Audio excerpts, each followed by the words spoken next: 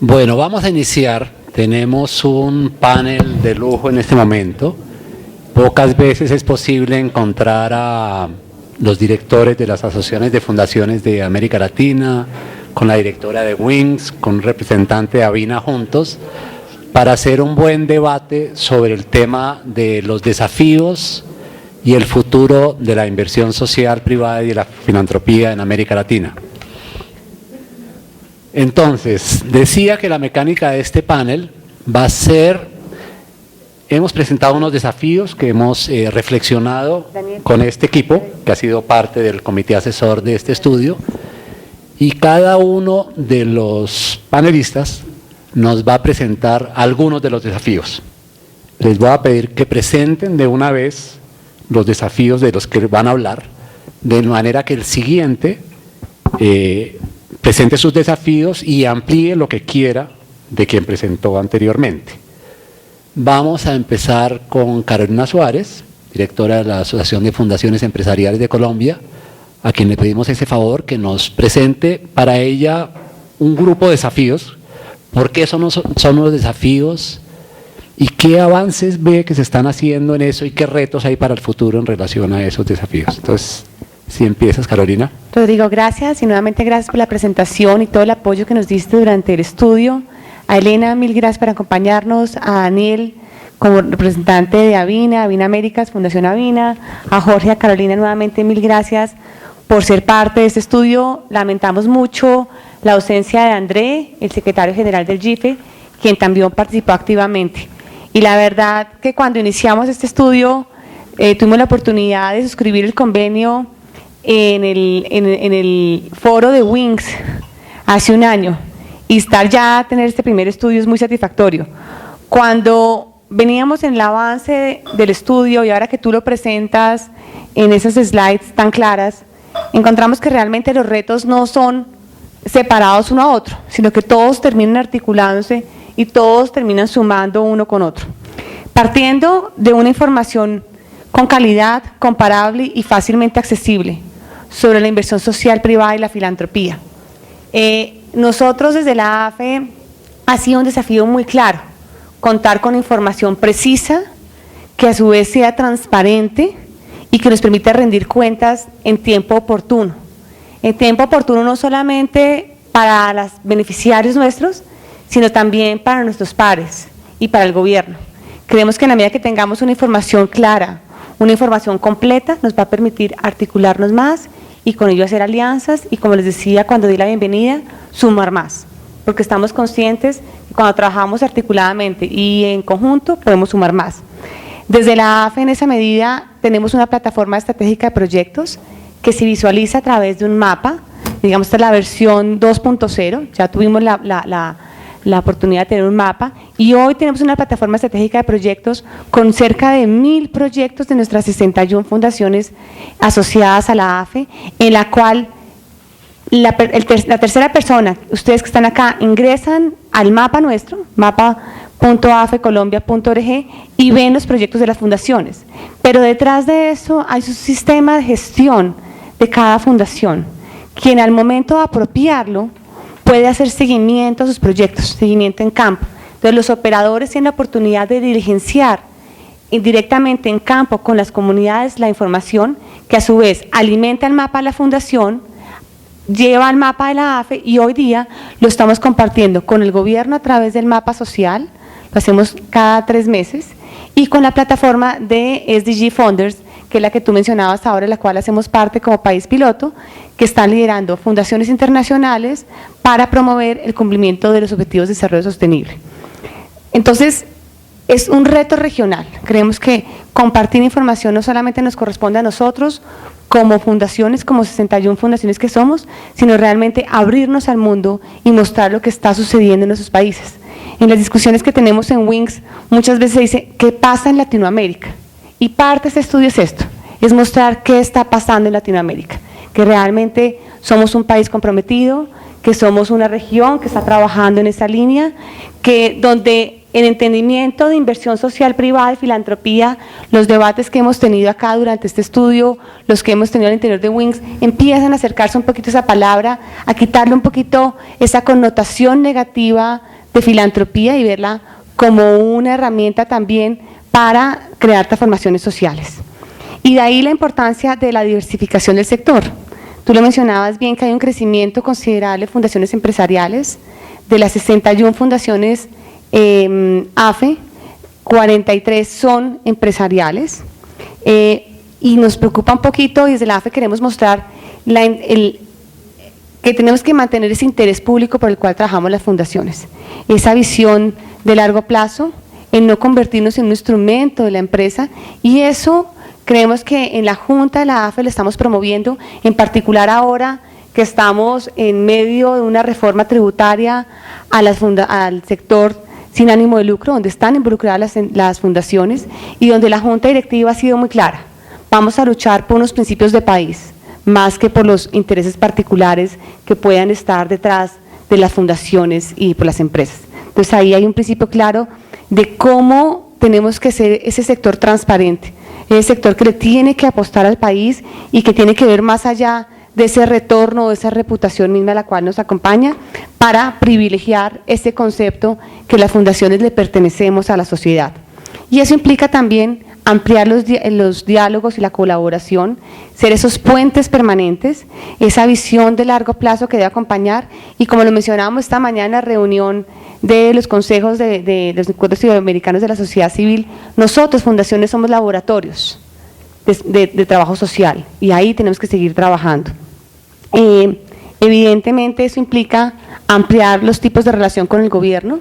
Estamos de acuerdo contigo que no solamente es trabajar en mecanismos de colaboración a través de las alianzas público-privadas que nosotros privilegiamos todo el tiempo, pero bajo una concepción clara que es nosotros complementamos al gobierno, no vamos a suplementarlo, no vamos a reemplazarlo, no vamos a asumir la responsabilidad del gobierno, estamos para complementar, para ayudar, pero también con una visión crítica y siendo veedores permanentemente de la gestión pública, con una visión de largo plazo y que pueda asumir riesgos y que no tenga ningún rol partidista, sino que realmente esa visión imparcial es la que nos permite trabajar y continuar por cambios sociales.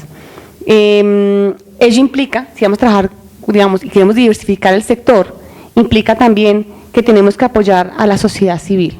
No podemos separar y decir yo estoy privilegiando a mi empresa, sino que realmente tenemos que trabajar por el fortalecimiento de la sociedad civil con unos cambios diferentes de relación.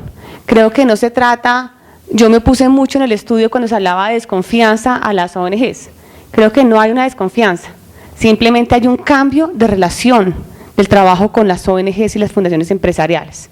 Y eso implica a que creemos que ambos somos pares y tenemos que trabajar de la mano. Pero las fundaciones no es que tengan desconfianza, quieren participar directamente con las comunidades y tenemos ejemplos maravillosos de fundaciones nuestras que están comprometidas trabajando con las comunidades y que pueden ayudar a fortalecer ese tejido social que está en las comunidades. Y creo que el reto ahora está con el posconflicto. Ahora en Colombia estamos en un momento del posconflicto que nos obliga a fortalecer esas capacidades locales y en esa medida estamos yendo las fundaciones de la AFE a trabajar con las comunidades. Entonces por eso yo me opongo un poquito al concepto de que hay desconfianza en las ONGs o que no creemos en ella o que no les damos el mérito suficiente. Creo que cambió un poquito la forma de verlas y el relacionamiento y de esa manera también nos deben ver ellas. Me quedan dos retos por mencionar: el fomentar el aprendizaje entre pares, es nuestro eje estratégico, la gestión de conocimiento, y los invito a conocer nuestra infografía que acabamos de lanzar, está en nuestra página web, donde aparece que la gestión de conocimiento es el eje transversal. Nuestra razón de ser es aprender de nuestros pares, aprender de lo que está pasando y no solamente de lo bueno, sino también de los fracasos. Entonces siempre en los talleres que organizamos con nuestras fundaciones es qué volvería a ser igual y qué no volvería a ser igual, partiendo de ese conocimiento que tenemos que ver, porque a veces este sector, y lo hablábamos aquí esta mañana, tenemos muchas vanidades y tenemos que desprendernos de esas vanidades y mostrar lo bueno y lo malo. Entonces, por ejemplo, paralelo a este estudio estamos trabajando uno de sistematización de trabajo con poblaciones indígenas y hemos encontrado muchos aprendizajes en las 7 fundaciones que estamos ahí. aprendizajes que nos obligan internamente a decir, bueno, ¿qué cambio de relación tengo que tener yo con esas comunidades con las cuales estoy trabajando? Entonces, la invitación, digamos, de este estudio es continuar trabajando en esta coordinación, en este diálogo, y creemos que el marco de haber lanzado este estudio de manera formal en estos encuentros iberoamericanos de la sociedad civil ratifica ese interés de coordinación de iniciativas regionales. El tener a WINCS presente, el tener a VINA y el tener al Banco Interamericano de Desarrollo es una muestra más, que nosotros no estamos trabajando solamente una asociación para intereses propios del país, sino que realmente queremos mostrar al mundo y aprender del mundo y también que el mundo aprenda de lo que está pasando en este contexto regional. Muchas gracias. Carolina Arangan, la idea es tú que presentes también los retos y si hay algunos de los que ya he mencionado y estás de acuerdo totalmente con Carolina, los dejas, pero si hay algo que quieres agregar o discutir en relación a lo que ya ha dicho, por favor. Bueno, sí, compartimos algunos de los retos. El primero, digamos, contar con información de calidad, comparable y fácilmente accesible sobre la inversión social y la filantropía. Yo siempre digo que no se puede transformar lo que se desconoce, no se puede poner en valor, no se puede visibilizar lo que no se mide. Y no se puede incidir y convocar a otros a sumarse a nuestra causa si no podemos mostrar la relevancia de nuestro trabajo. Lo que movilizamos, los recursos que movilizamos, no solo económicos, sino los recursos humanos, profesionales, voluntarios. Creo que en ese sentido mostrar, o sea, medir y poner en valor y visibilizar nuestra tarea es de alguna manera forjar nuestra propia identidad. Entonces creo que ahí tenemos un rol muy importante.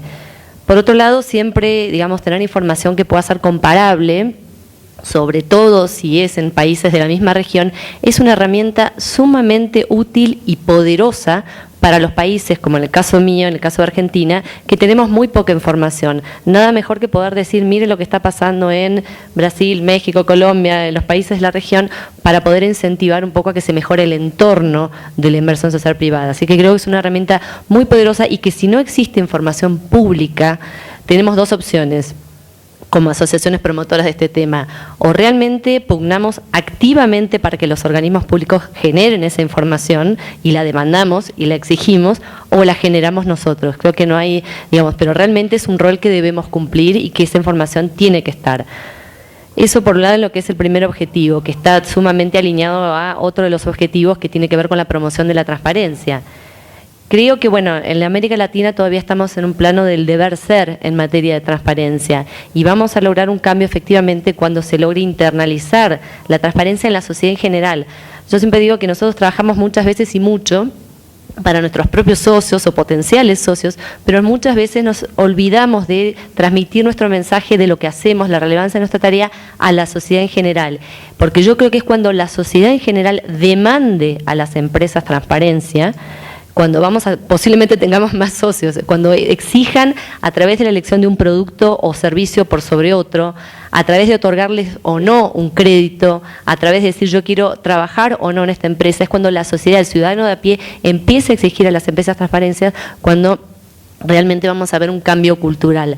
Creo que herramientas de transparencia hay muchas y muy buenas. Acá se listaron en el slide y Caro comentaba la plataforma. Creo que los reportes, las plataformas, los códigos de ética y autorregulación hay mucha herramienta que nos ayuda y facilita, posiblemente alguna requiere algún refinamiento, pero las herramientas están.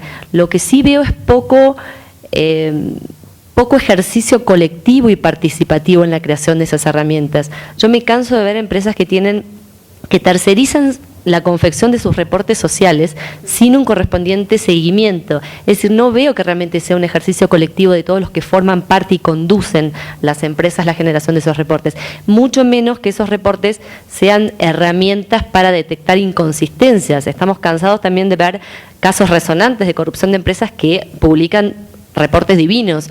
Entonces creo que hay mucho de rendir cuentas hacia afuera, pero esas herramientas no sirven para orientar la gestión y la toma de decisiones a nivel interno. Lo mismo pasa con los códigos de ética o de autorregulación. Son cuadritos que quedan muy lindos puestos en las empresas para que todos los vean, pero no surgen de un ejercicio colectivo en donde se puedan realmente transmitir los valores de los propios integrantes de esa empresa y que sea parte realmente de una cultura organizacional. Me parece, por otro lado, que, digamos, hoy por hoy la transparencia ya no es una opción.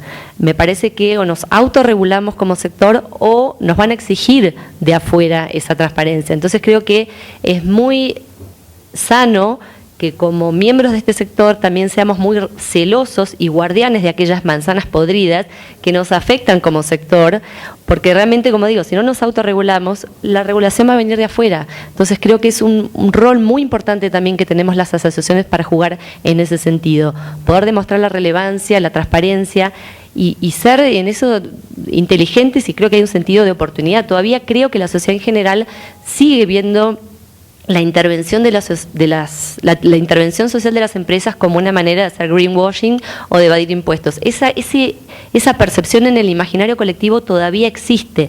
Entonces creo que ahí es cuando digo que tenemos que ser muy recelosos nosotros de sacar del medio los casos que no actúan, no tienen una buena performance a nivel social, ambiental, y de manera transparente, porque es cuidar, digamos, el principal activo que nosotros tenemos, la buena fe, la confianza. No nos tenemos que olvidar que como asociaciones de fundaciones tenemos que construir capital social, tenemos que construir esa confianza, no solamente ante nuestros socios o potenciales socios, sino ante la sociedad en general.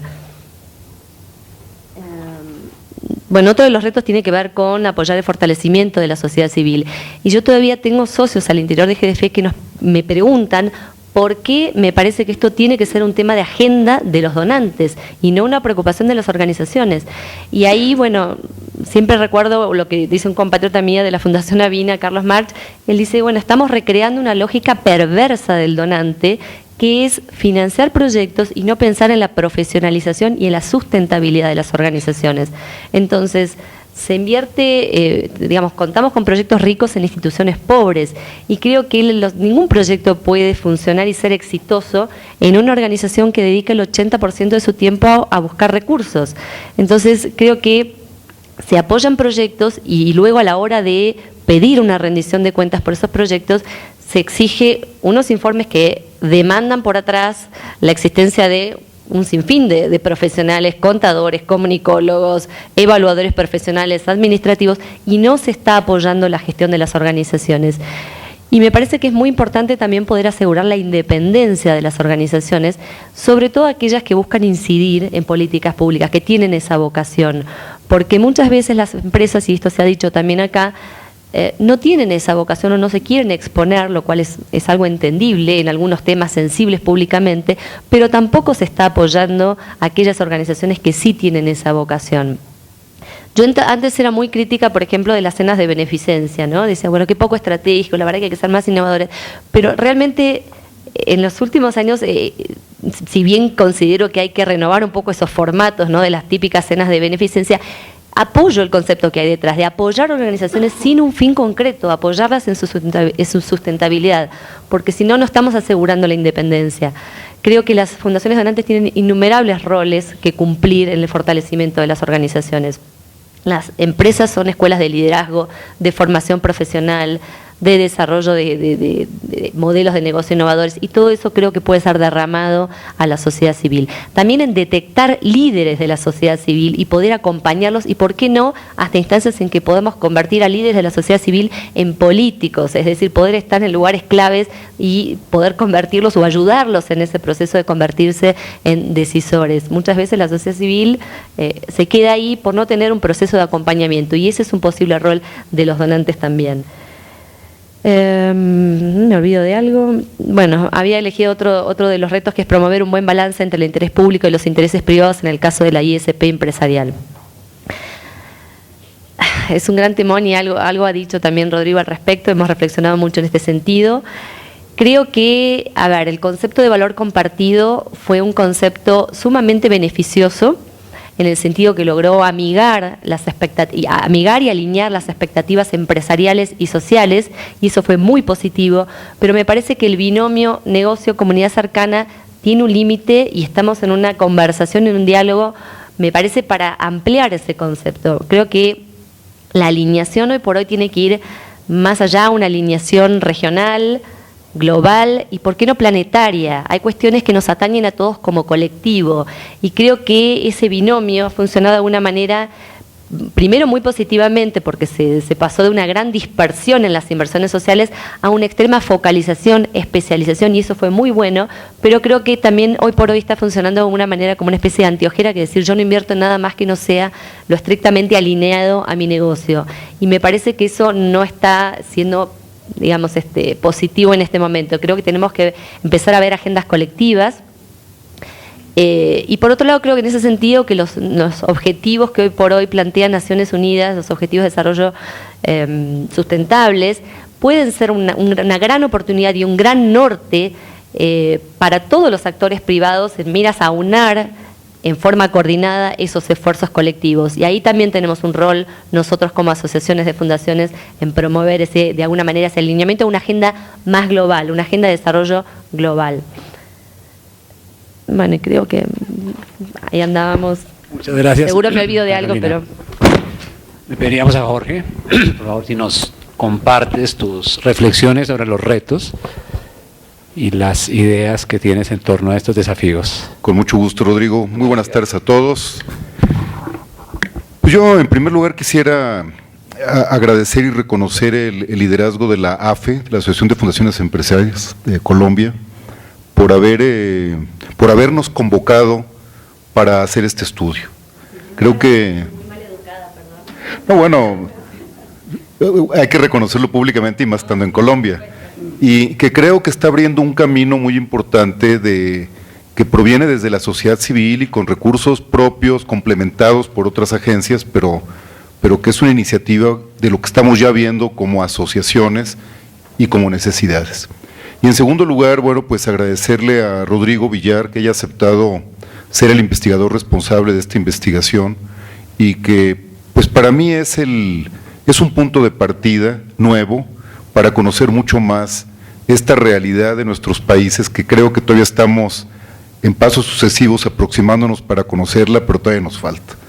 Y por supuesto que a Elena en Wings haberse sumado y aportado toda la experiencia de otras asociaciones, a Avina, por supuesto, y al Banco Interamericano, que no hay nadie en este panel, pero que han sido muy importantes sus apoyos. Bueno, en cuanto a los retos, me parece que el primero que tenemos es de continuar trabajando como asociaciones para conocernos como región. Es decir, nadie sabe hablar bien su lengua si no habla por lo menos otra lengua para compararlas. Es un principio. Entonces, bueno, el principal conocimiento que tenemos es por comparaciones. Entonces, en la medida en la que podamos conocer nuestra realidad, va a ser en la misma medida en la que nos comparemos con otros. Y creo que es un conocimiento que nos enriquece a todos. Entonces, este primer trabajo, insistimos mucho en que no se trataba de un trabajo académico, sino que hurgáramos en los archivos de nuestras propias asociaciones para sacar la información que ya tenemos y que con un buen investigador, con buena metodología, los pudiera sistematizar, complementar si faltaban y comparar. Y creo que esto nos está dando una pista para el futuro, al grado que yo creo que vamos a tener que continuar promoviendo que haya otras asociaciones de fundaciones en el continente y que tengamos proyectos comunes.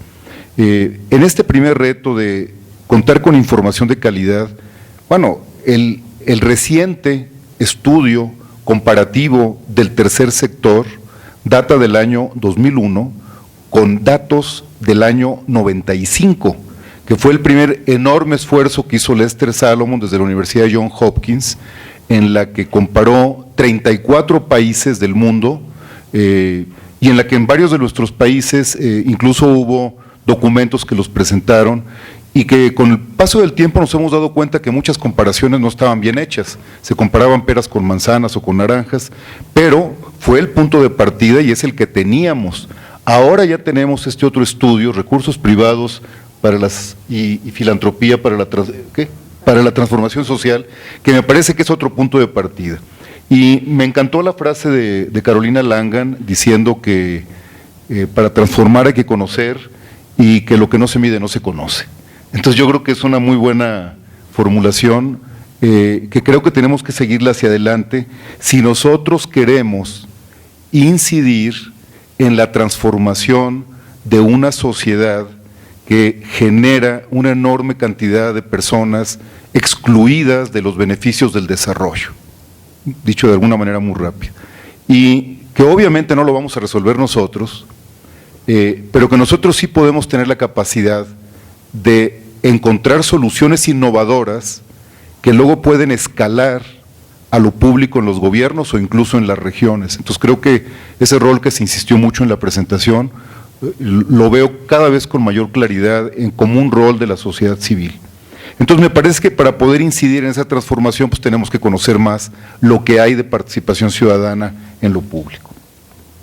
Lo segundo, yo celebro que a lo largo de este estudio y de las discusiones que tuvimos, logramos reevaluar y ubicar correctamente la inversión social privada y la filantropía. Es decir, filantropía entendida no como dice aquella frase un poco cáustica que dice que filantropía es la conciencia de los ricos sacándoles el dinero de la bolsa, ¿no? Entonces, esa es como muy limitada. Me gusta mucho más pensar que filantropía es mucho más amplio que el dinero y que es toda acción generosa y voluntaria, sin ánimo de lucro ni interés particular, preocupada por el desarrollo de la comunidad. Entonces, bueno, cuando uno pone esa definición y la compara con lo que hace la empresa, la inversión social privada, antes se llamaba corporate philanthropy o filantropía empresarial, pues sin ánimo de lucro ni interés particular no es exactamente una definición que le quede a lo que hace la empresa cuando invierte socialmente. Es decir, la empresa siempre tiene una expectativa de retorno y de retorno a favor del negocio, también de la sociedad y también de todos los grupos de relación y en la generación de valor compartido y todo, pero entonces por eso se crea el concepto de inversión social privada y me parece a mí que lo que uno concluye es que la empresa no hace filantropía, para nada. Los ciudadanos podemos ser inversión social, pero me parece que la palabra filantropía le queda más a las personas y la inversión y a las fundaciones, y la inversión social privada mucho más a las empresas. Es decir, filantropía, ¿por qué también a las fundaciones? Porque pues las fundaciones, como hemos visto, se rigen por un estatuto que tiene un objeto social y que finalmente siempre van a destinar recursos para destinarlos a ese objeto social. Entonces, bueno, yo creo que esta aproximación de definiciones nos va a ayudar muchísimo hacia el futuro. Sí creo que hace 25 años, cuando empezó a aparecer la palabra filantropía en América Latina, hubo un rechazo formidable a la palabra. Yo nunca entendía por qué. Y entonces en muchos lugares no se usó la filantropía, se usaba inversión social, e incluso para la acción que hacen los individuos a favor de sus semejantes, que a mí ahí no me suena tanto, pero así se utilizó. Y después con el tiempo a mí me llegó una explicación que me satisfizo como muy verosímil, en la que la palabra filantropía tiene un origen sajón o anglosajón, pero también masón. Y si recordamos en la historia, pues los conflictos entre la cultura católica y la masonería eran terribles, y la cultura católica postulaba la caridad, y la cultura sajona y la masonería postulaban la filantropía. Entonces tú ayudabas a tus semejantes en el catolicismo porque están hechos a imagen y semejanza de Dios. En cambio, en la masonería y en la cultura sajona ayudabas a tus semejantes porque juntos te salvas o juntos trabajas para ser mejor, es decir, porque es tu semejante. Entonces me parece que eso, en la cultura general, generó un rechazo de la palabra filantropía. Aquí en Colombia se creó el Centro Colombiano de Filantropía y no duró. Luego le cambiaron el nombre a Centro Colombiano de Inversión Social, y en Brasil de plano ni siquiera entró la filantropía. El primer encuentro que tuvimos en España se llamó Encuentros Iberoamericanos de la Sociedad Civil, el de México ya se llamó Encuentro Iberoamericano de Filantropía, y llegamos a Brasil y dijeron, ¿qué filantropía? Y pusimos Encuentros Iberoamericanos del Tercer Sector, y ese duró como 10, 15 años, y ahora ya nos llamamos Encuentros Iberoamericanos de la Sociedad Civil. Pero bueno, las palabras siempre tienen contextos y cargas ideológicas, políticas, históricas, etcétera, etcétera. Entonces me parece que simplemente ir creando esa diferenciación de conceptos es muy importante. El papel de las OSCs. Bueno, yo nada más les quiero dar un dato. Nos pusimos a sumar, voy a decir una cosa antes. Creo que en América Latina en los últimos 25 años están pasando cosas extraordinarias en términos de la organización de la sociedad civil para el bien público. Hay cosas innovadoras, empezando por las asociaciones nuestras. Se crearon en estos 25 años. Ha crecido la sociedad civil, ha crecido su presencia frente a lo público, han crecido las fundaciones empresariales, pero también han crecido las fundaciones familiares e independientes. Yo nada más les digo que en los últimos 10 años, 15 años en México, se han creado fundaciones que tienen patrimonios con más de 100 millones de dólares enajenados para el bien público, y una que descuella, que es la de Carlos Slim, que tiene 4,000 millones de dólares. Es decir, eso hace 25 años era impensable, en primer lugar por la economía y por otras cosas, pero era impensable de que el dinero tuviera, como dicen los sajones, ahí sí, que el rico es un hombre bendecido por Dios para administrar los recursos de la comunidad. Fíjense qué bella definición. Y entonces, pues las leyes en Estados Unidos crearon el estate tax, es decir, el impuesto a las herencias, que no hay en ningún país de América Latina que yo sepa. Y entonces, los hombres generosos que crean patrimonios de fundaciones lo hacen no por la presión del impuesto, lo hacen por generosidad, lo cual eso distingue un poco de la cultura norteamericana. El giving pledge, al cual llamaron Bill Gates y Warren Buffett y otros americanos, ellos ya lo viven, ellos ya han entregado más de la mitad de su fortuna, porque si no lo entregan a una fundación, lo van a entregar como impuestos al final de su vida. Y llamaron a todo el mundo, ¿y qué resultados tuvo, Elena? El giving pledge, bajísimos, es decir, no hubo unas adhesiones como se esperaban de hombres ricos que donaran la mitad de su fortuna. Entonces, me parece que esto que está pasando en América Latina es bien significativo, porque ahí sí encontramos con que hay familias, wealthy people que le llaman, que están destinando recursos de ellos para fundaciones sin la presión de los impuestos, ¿no? Entonces, en ese sentido, yo he hecho alguna suma contando todos los recursos que tienen todas las fundaciones privadas de México, que son muchos, empezando por los de Slim, Alfredo Harp y todas las grandes fortunas que hicieron su fundación.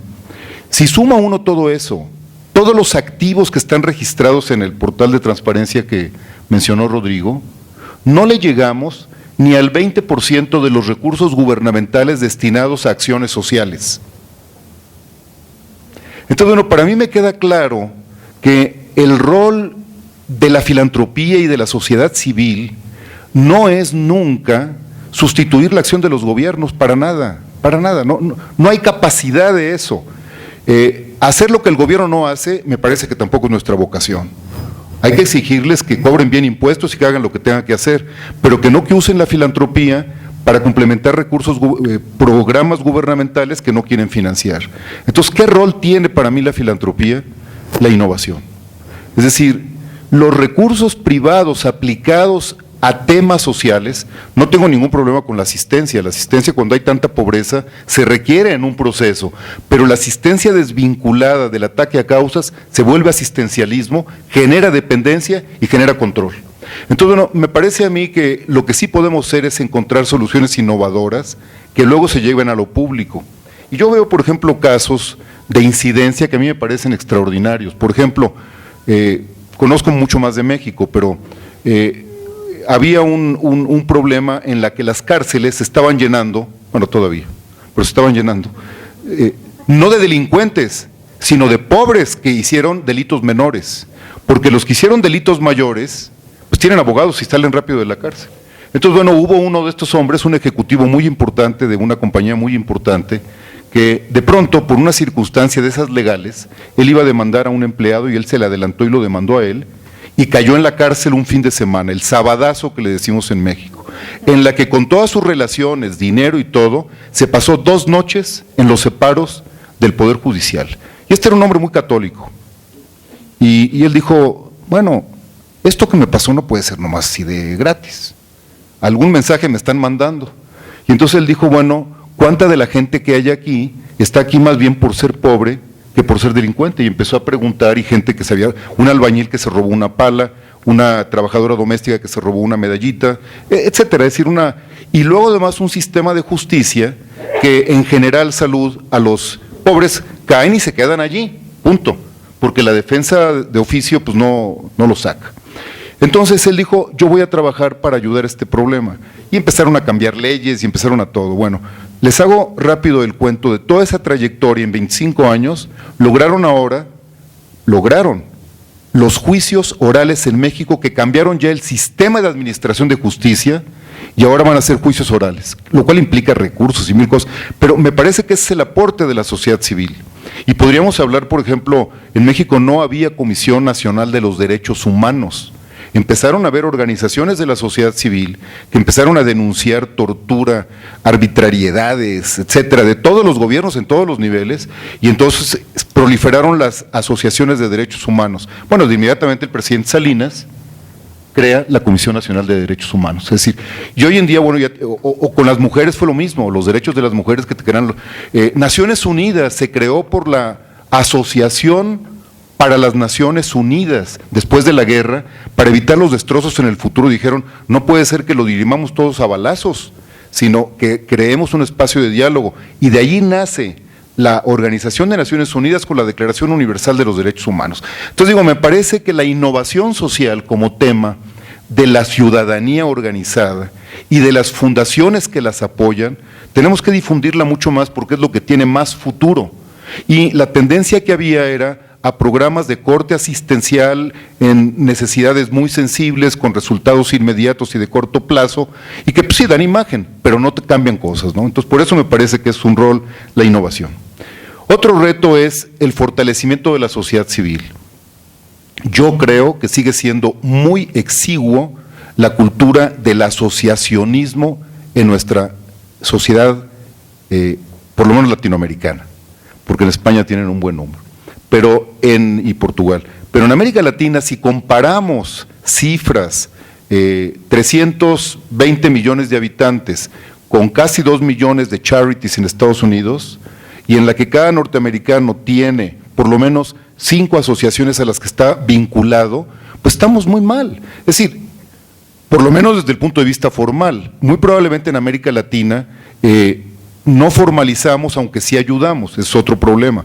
Pero me parece que el gran reto es fortalecer la cultura del asociacionismo ciudadano, en la causa que queramos. Yo siempre digo, en México, un día apareció allí una asociación de personas que vivían en el Zócalo de la Ciudad de México, que se empezaron a preocupar porque había muchos pajaritos y quitaron todos los árboles, y ellos se quedaron allí, ya no tenían que comer, y crearon la asociación para alimentar a los gorrioncitos del Zócalo de la ciudad. Bueno, yo digo, es válido, pues cada quien elige la causa que quiere, a nadie le dicen que haga vasos o platos o zapatos, cada quien elige su negocio, ¿no?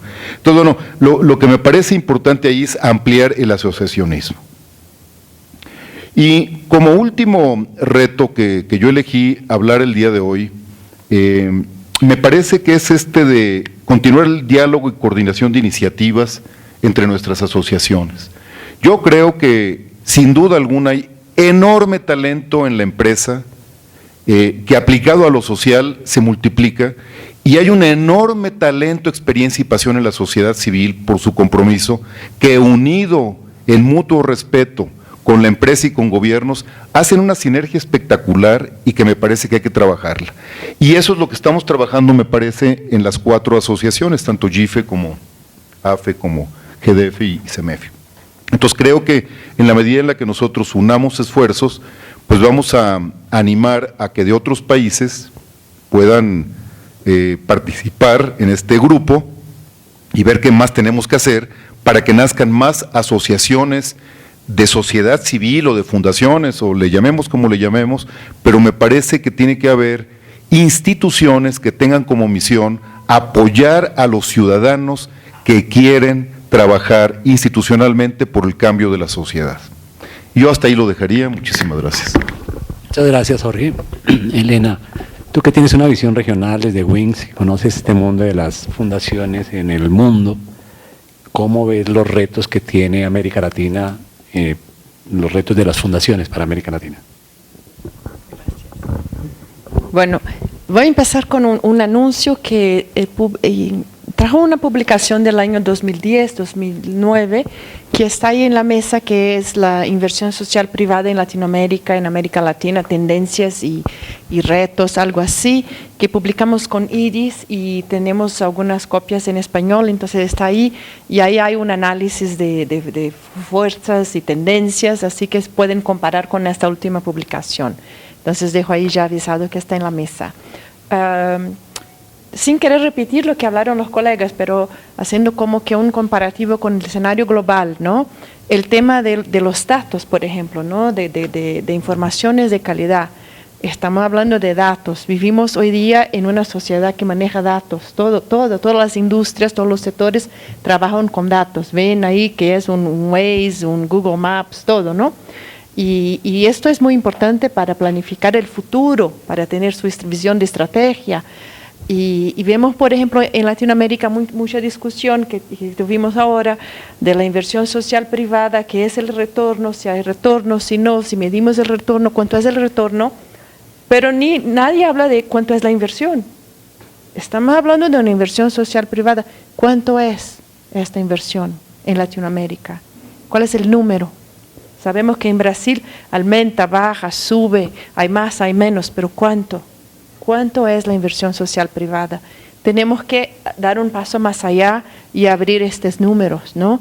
Entonces hay fundaciones operadoras, hay donantes, hay empresariales, hay comunitarias, hay familiares, pero ¿cuánto aportan?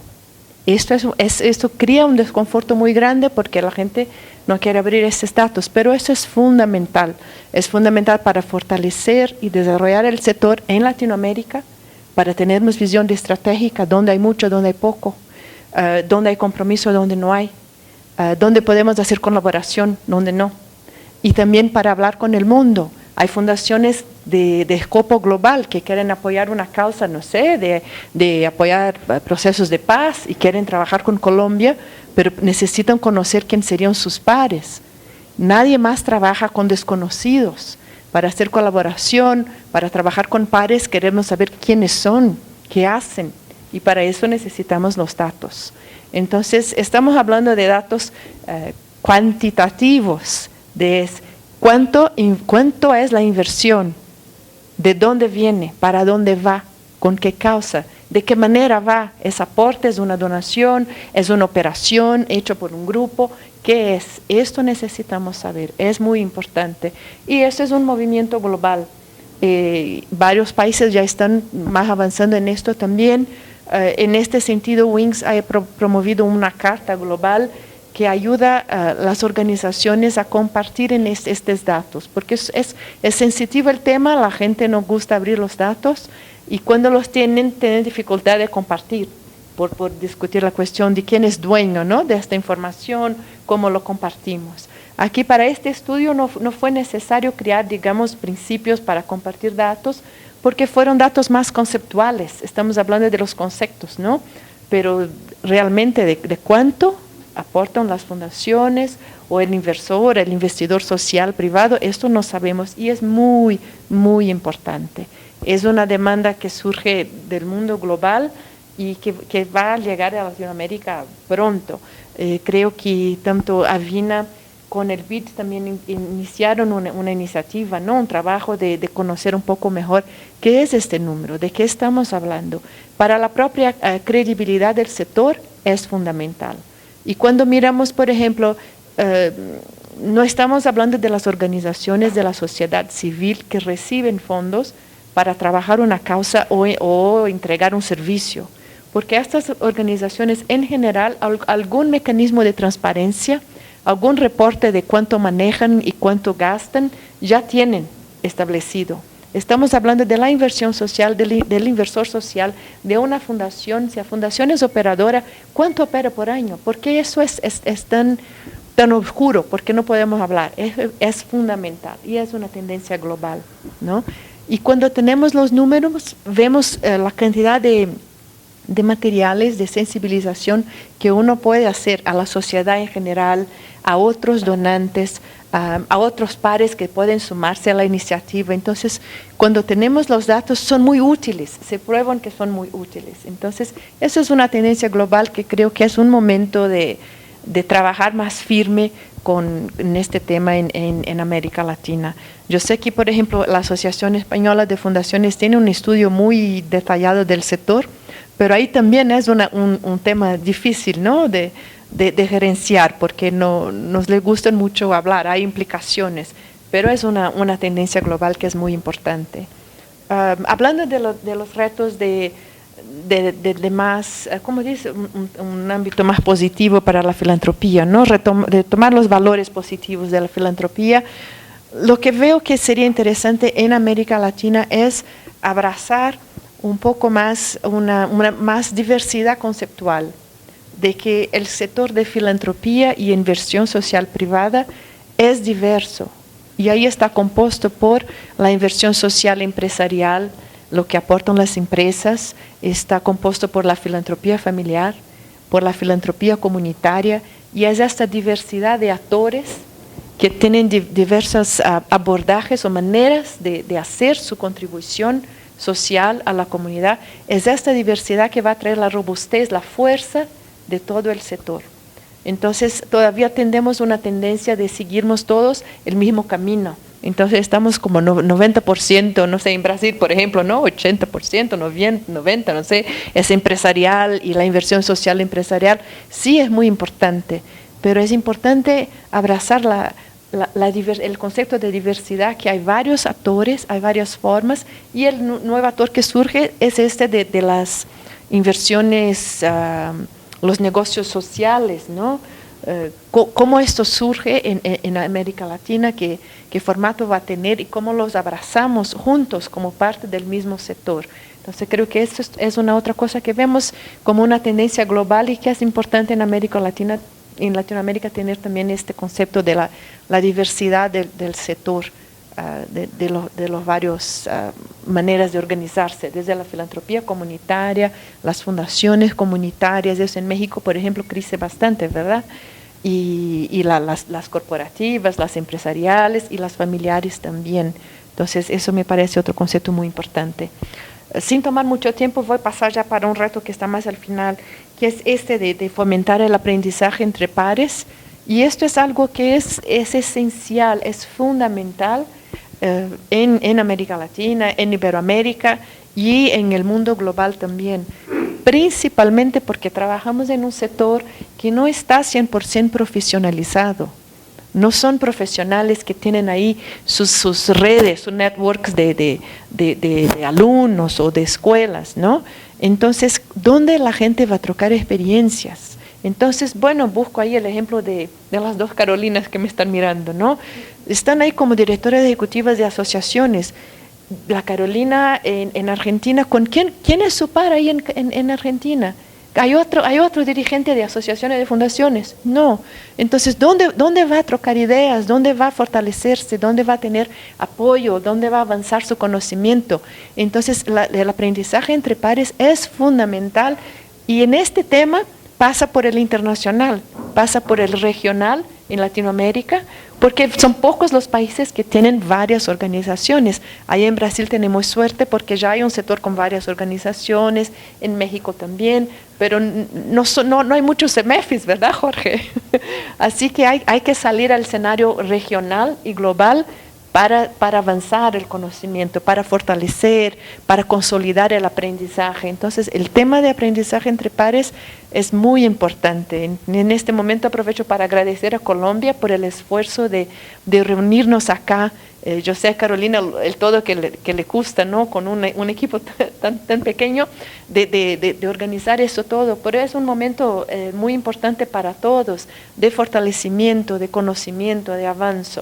Entonces, el tema de aprendizaje entre pares en este sector que estamos es realmente esencial, ¿no?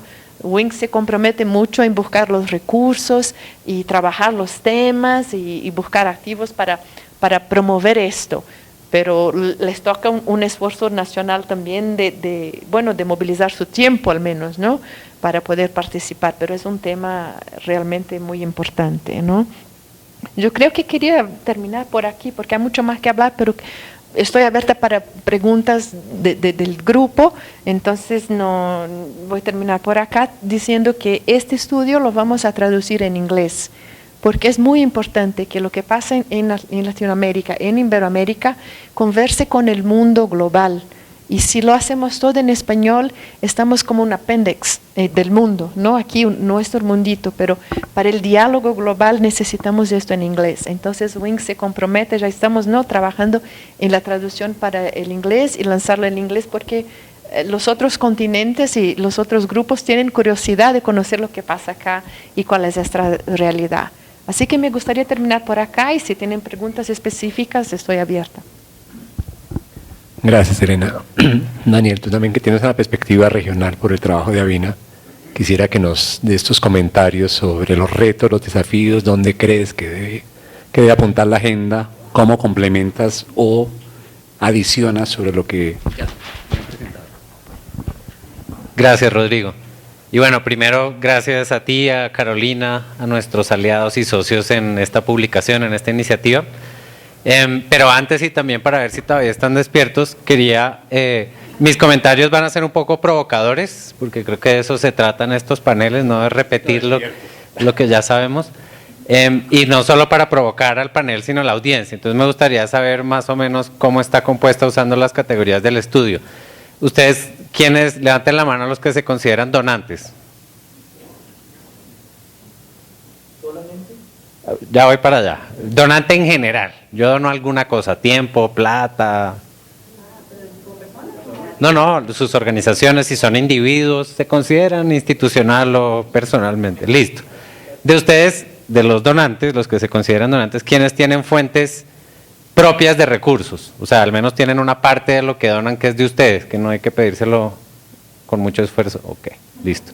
Ahora vamos para el otro lado. ¿Quiénes se consideran operadores puros? Yo no doy un peso, pero opero programas. Listo. ¿Y quiénes se consideran la categoría de donante y operador? Listo. Entonces creo que sí va a ser un poco provocador. Yo les voy a hablar de 4 retos. El primero tiene que ver con inclusión. El segundo tiene que ver con el uso de herramientas de mercado, que mencionaba Elena un poco. Algunos sobre colaboración y por último innovación.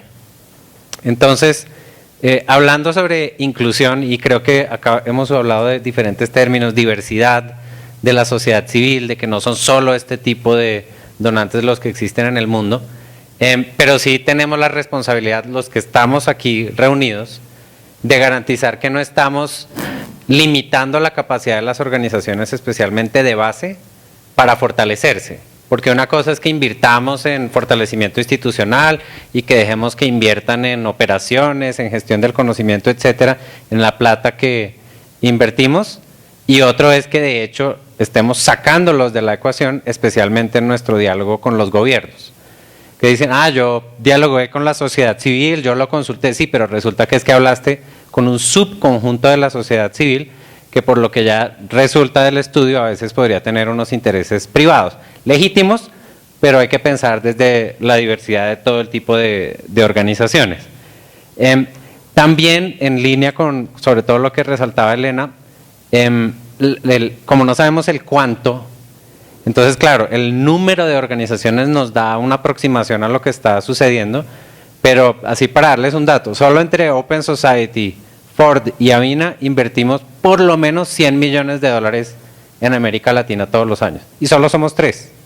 Esa cifra puede ser de hasta 200, pero solo diciendo que también el peso específico está en función de el cuánto que mencionaba Elena. Open Society Foundations, la de George Soros. Y simplemente lo resalto como un punto para conversación, esa distinción entre desconfianza o cambio de relaciones, que fue el otro término que se estaba utilizando. Yo creo que ahí hay mucho que tenemos que profundizar como inversionistas sociales para garantizar realmente que haya la simetría o la equidad de la cual pues promovemos, pero a veces nosotros mismos, y Avina siéndonos los primeros en reconocer sus errores, limitamos la acción de las organizaciones de base. Eso sobre equidad. Luego, sobre el uso de herramientas de mercado para el impacto, para sustentar las organizaciones, etcétera. Algo que yo personalmente y en Avina reconocemos como un error fue que en alguna época pensamos que pedirle a las ONGs que montaran negocios para sostenerse era muy buena idea. Y realmente fue la excepción la que logró hacer eso. Entonces tenemos que tener mucho cuidado cuando invirtamos, sobre todo a una organización que hace trabajo de derechos humanos, de cultura, de temas que están un poco más distantes del mercado, de exigirles que monten mecanismos de autofinanciación, aunque Salomon destaca que en América Latina tenemos uno de los mayores porcentajes de ingresos por prestación de servicios del mundo.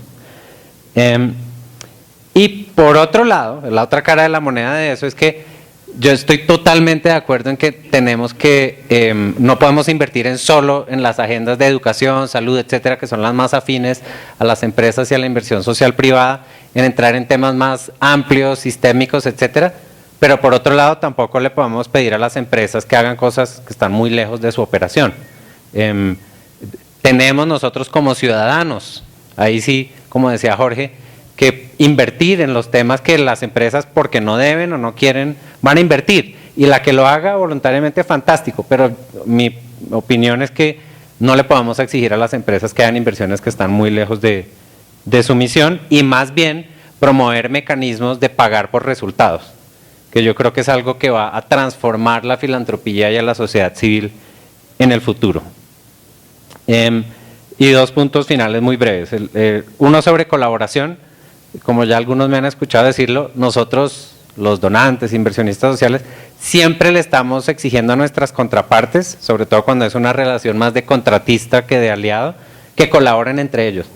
Es que ustedes no colaboran, mire que este está haciendo lo mismo que ustedes, duplican esfuerzos, bla. Y entre nosotros donantes, ¿qué?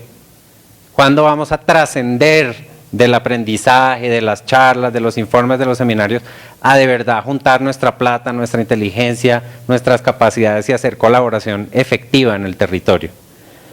Y sobre innovación, algo que Avina simplemente empezó a hacer a partir de este año, es que nos dimos cuenta que como un espejo reflejando la sociedad teníamos un programa que usaba la innovación tecnológica basada en TICs, para sobre todo transparencia con el gobierno. Entonces las TICs para el impacto. Luego teníamos otro programa que no es tan común, pero hay organizaciones que lo hacen, que es el uso de la tecnología basada en ciencia y ingeniería para el impacto. Entonces dispositivos, mecanismos, aparatos, hardware, digamos.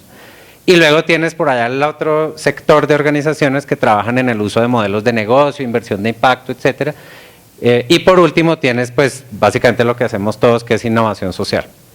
Lo que hemos descubierto, y ese es el gran desafío a todo nivel, es que lo más efectivo es integrar la innovación social, la innovación tecnológica y la innovación en modelos de negocio. Que hacerlo por separado funciona, porque nosotros lo hemos hecho por separado, pero la invitación y el desafío que nos estamos imponiendo y el cual nos gustaría resolver con ustedes es justamente cómo integramos esas tres cosas en todo lo que hacemos. Mil gracias. Daniel, muchas gracias por tus comentarios y por las provocaciones. Sugiero la siguiente, en este momento abrir el debate, preguntas o elementos que tenga la audiencia, ¿sí? Para que pueda preguntar, y damos un comentario a Jorge, y también quisiera que en algún momento, después de las preguntas, alguno de ustedes también ponga su reflexión sobre los temas de desigualdad y el papel que pueden tener las fundaciones en la agenda de la desigualdad en América Latina, si tiene un papel, si no tiene un papel, por qué no ha tenido el papel que debería ante un problema mayúsculo y qué se podría hacer. Un comentario de Jorge y abrimos la presentación. Me provocaron mucho las intervenciones de Elena. Es decir, yo sí creo que el tema de los números, siguiendo a Carolina, lo que no se conoce no se transforma, lo que no se mide no se conoce. Sí es importante conocer los volúmenes de la filantropía. El dato que da ahorita Daniel de $100 millones para toda América Latina de 3 fundaciones, no sé si es mucho o es poco. No, se me hace que es muy poquito. Es decir, pero no sé si es poquito o mucho, es lo que yo quería decir. Lo que es importante es poder dimensionar que la filantropía local podría tener muchas más posibilidades. Y pongo un caso, ahorita nada más de vuelo pájaro, En México, la fundación bueno, antes de esto, yo creo que para poder medir, me parece que el mecanismo que hizo México es fantástico. Es decir, tanto a fundaciones donantes como operativas, para darles el permiso de que hagan o donen o reciban, tienen que poner sus datos en Internet. Y entonces hoy en día ya sabemos que en México se movilizan alrededor por donaciones contra recibo deducible, más o menos 2.200 millones de dólares en efectivo y más o menos otros 500 millones de dólares en especie y como 30 millones de dólares de donaciones de afuera para adentro. Entonces, bueno, ya tienes datos, pero fue hasta que hizo el esfuerzo el gobierno de ponerles una obligación de transparencia. En España sé que, por ejemplo, Javier Martín Cabana lanzó un portal, puso a todas las fundaciones donantes, les pidió información, le respondieron 5, y entonces dijo, todas las demandas son transparentes porque no me mandaron información. Bueno, digo, no sé si fue así tan claro, pero en menos de un mes todas pusieron la información. Es decir, yo creo que sí hay maneras de ir sabiendo los números y son importantísimos, o sea, uno puede dimensionar. Y te digo, yo contaba ahorita tan solo con 4 fundaciones, que son la Gonzalo Río Arronte, la de Slim, el Nacional Monte de Piedad, que ustedes conocen muy bien, y la de Walmart, ya llegamos a 140 millones de dólares por año. Es decir, en un país. Entonces yo sí creo que esto nos abre a esta investigación. Es decir, para mí cuando nos metimos a esta investigación, no era para tener un libro en las bibliotecas o en los libreros de los directores, era para que tuviéramos herramientas que nos permitieran promover que haya muchos más donantes de dinero privado para lo público. Eso es lo que a mí me parece más relevante, y ya es una primera comparación. Y segundo, en cuanto a la diversidad, completamente de acuerdo. Es decir, yo no creo que debamos de sacar ninguna espada para hacer debates conceptuales. Lo que importa es la participación del ciudadano construyendo lo público como su derecho y su responsabilidad. En todas las figuras que hay y que puedan, sea que se motive a las personas a que la responsabilidad no es del gobierno o no es de otros, es tu responsabilidad de cómo puedes mejorar tu calle, tu escuela, etcétera, etcétera. Ya, nada más eso. Gracias, Jorge. Abrimos entonces a preguntas o comentarios o debates sobre lo que han dicho.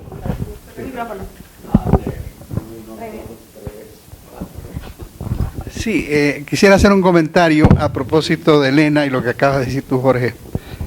Simplemente comparativamente, ¿por qué son importantes los datos estadísticos? Para el 2050, en el mundo anglosajón y específicamente en los Estados Unidos, se invertirán 6.000 billones de dólares. Esto tiene un impacto impresionante. Quiere decir que el dato estadístico estimula la posibilidad de hacer una proyección de donación hacia el futuro.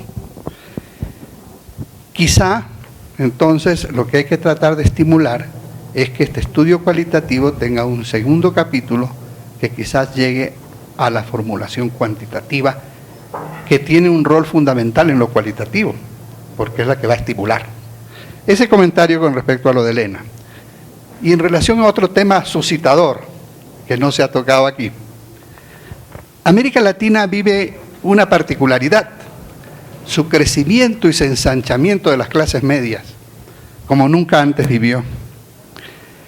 Y si comenzamos a entender la filantropía solo a partir de la pobreza y solo a partir de la equidad, que por supuesto existe pobreza y que por supuesto hay inequidad, la filantropía también tiene un corredor muy importante, que son la estimulación de los talentos y de los emprendedores sociales.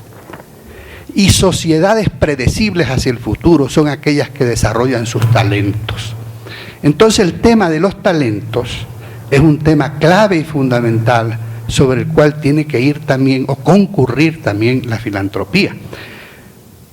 Para no encerrarnos en ese claustro de que la filantropía solo está mirando a los pobres exclusivamente, que tiene que hacerlo, por supuesto, o que tenemos que superar las inequidades, por supuesto, pero también hay este sector creativo de esta franja media que mañana, como siguiendo la Carolina que decía hace un momento, crear capital social no es otra cosa que estimular talentos en la sociedad y crear nuevos dirigentes sociales en la sociedad.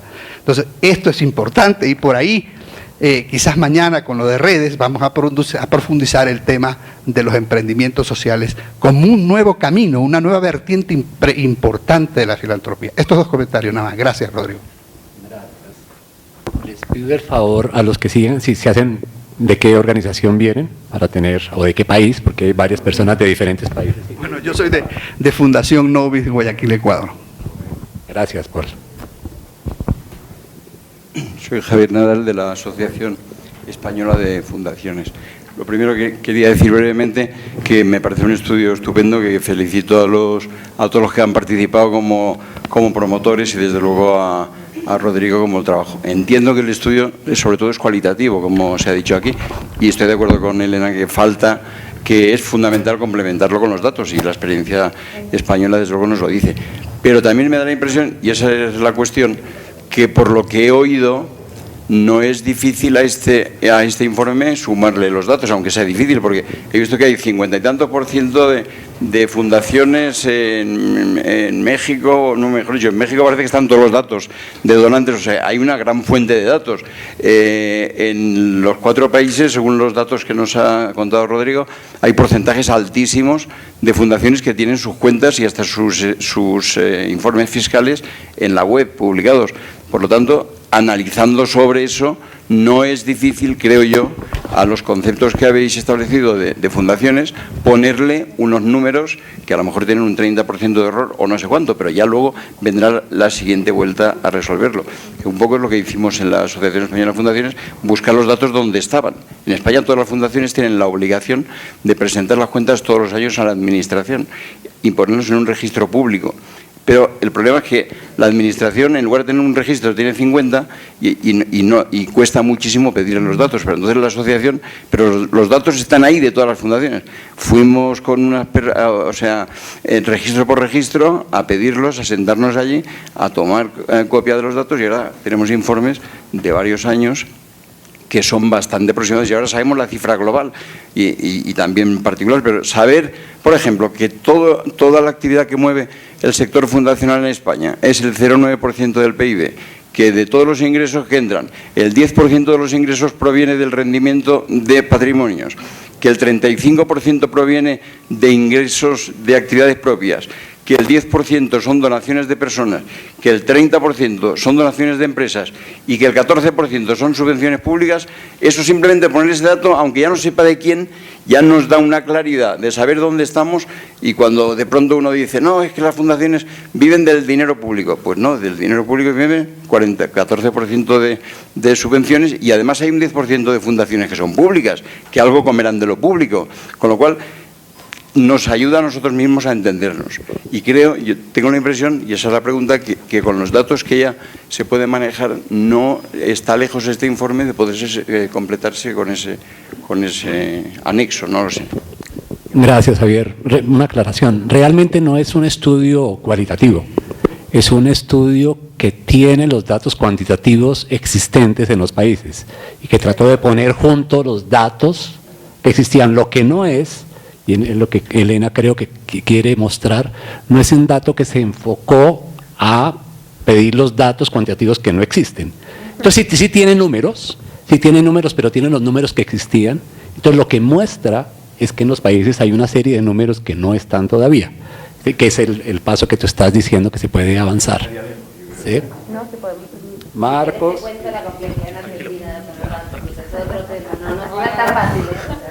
Muchas gracias. Marcos Quisil, desde Brasil. Me parece que el estudio fue un estudio bastante importante en el sentido de trazer varios de los temas que obligatoriamente tenemos que reflexionar, no solamente con el pasado, pero mucho más mirando al futuro. Y creo que este esfuerzo de mirar un poco de manera comparativa ayuda un poco a entender un poco este papel de liderazgo que algunas de las asociaciones tienen que asumir en nuestro contexto. Yo creo que también tenemos que aceptar las limitaciones de la investigación, particularmente cuando miramos el subtítulo, hablar de filantropía e inversión social privada en América Latina. Yo creo que estamos hablando de una manera muy abierta de alguna cosa que es más reducida nuestra capacidad de trabajar con la información. Y tengo claramente que hay un viés que necesitamos entender. Yo tuve el privilegio de acompañar desde el primer momento CEMEFI, tuvo con la Asociación Argentina, fui presidente del GIFI fundador y tengo el placer de acompañar a AFE en este momento que está pasando. Me parece que tenemos que tomar un poco de cuidado con este tema de la inversión social privada como parte de la corporación. Me parece que nosotros estamos dando una atención indebida a la participación corporativa versus las otras personas o grupos donantes. Yo voy a utilizar algunos números de Brasil para llamar la atención a este punto. En Brasil, un estudio hecho a nivel federal identificó 700.000 empresas, de las cuales más o menos 60% hacía algún tipo de inversión social. Estos son 420.000 empresas. De estas 420.000 empresas, el GIFI tiene como asociado 130 socios. ¿Qué representación esto tiene en el universo de posibles donantes empresariales? Segundo, un estudio con datos de 2013 que realizamos mostraba que la inversión social en Brasil estaba alrededor de, con base en la plata que circulaba en el sector, trabajando con los presupuestos en general, involucrando cuánto de plata se recibió en una organización y de cuál fuente de inversionista nosotros teníamos. Encontramos una cosa muy interesante. El número más o menos 30 mil millones de dólares al año. Esto representaba que 15% representaba plata que la propia organización de la sociedad civil debería producir, vendendo cosas, dando asistencia técnica, sendo proprietária de alguma coisa que dava plata, mais ou menos 15%.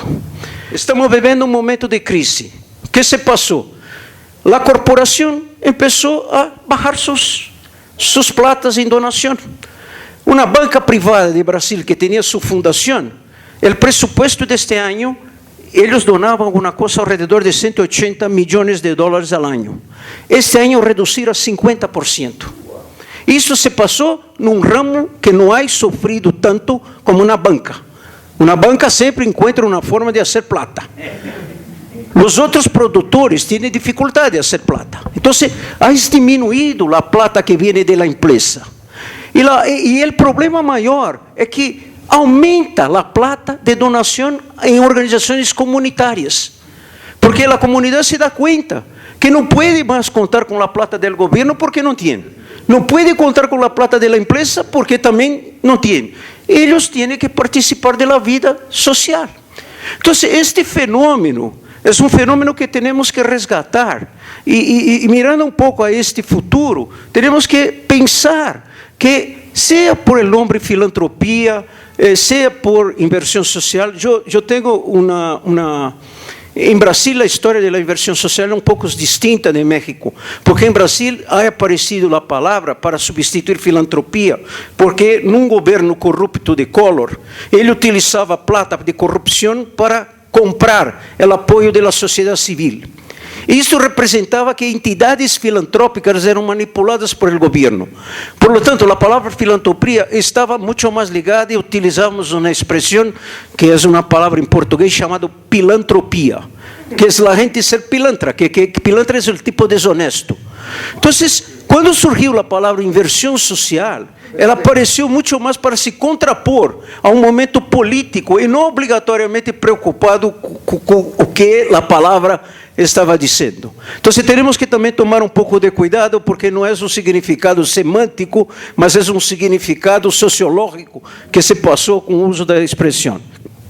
Entonces, yo creo que tenemos una agenda larga para cumplir al futuro y creo que este estudio ayuda a nosotros a poner en un marco importante de temas, trazer este tema también de la inversión social que se pasa a nivel de comunidad. Y aquí no estoy hablando de fundaciones comunitarias, estoy hablando de organizaciones filantrópicas comunitarias. Gracias.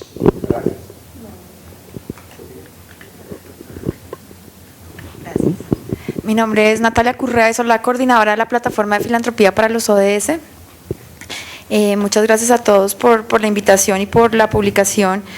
Y digamos que durante todo el panel hemos oído hablar de varios temas y todos tienen que ver con la Agenda de Desarrollo Sostenible que se lanzó hace poco en Nueva York, en el marco de la Asamblea de las Naciones Unidas. Entonces, más que una pregunta, es como una invitación, porque a varios de ustedes también los oí decir que es la oportunidad un poco para coordinar agendas. El estudio menciona que la Agenda de Desarrollo Sostenible es una agenda que también brinda una oportunidad para buscar como espacios de coordinación.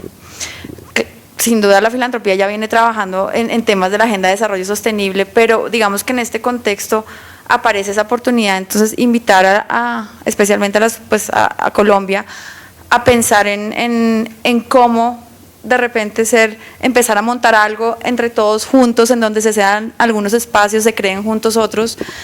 AFE ya ha venido trabajando en eso. AFE, como todos ustedes saben, o varios de ustedes saben, es el socio estratégico de la Plataforma para los ODS, que es un proyecto de Naciones Unidas a propósito de la nueva Agenda de Desarrollo. Entonces, como una invitación a eso, a empezar a pensar en concreto qué significa que podamos abrir espacios de coordinación un poquito más precisos en el marco pues de la nueva Agenda de Desarrollo. Y reivindicar, por último, un poco el tema de innovación como uno de los temas clave también en la Agenda de Desarrollo, que es bastante amplia, pero que es también en donde he oído hay un espacio de mayor desarrollo desde el sector de la filantropía, digamos, si es que es un sector o se le puede llamar así. Varias veces he oído que las fundaciones podrían convertirse en una especie de laboratorios de innovación. Entonces creo que ahí hay como un espacio importante para no olvidarnos. Gracias.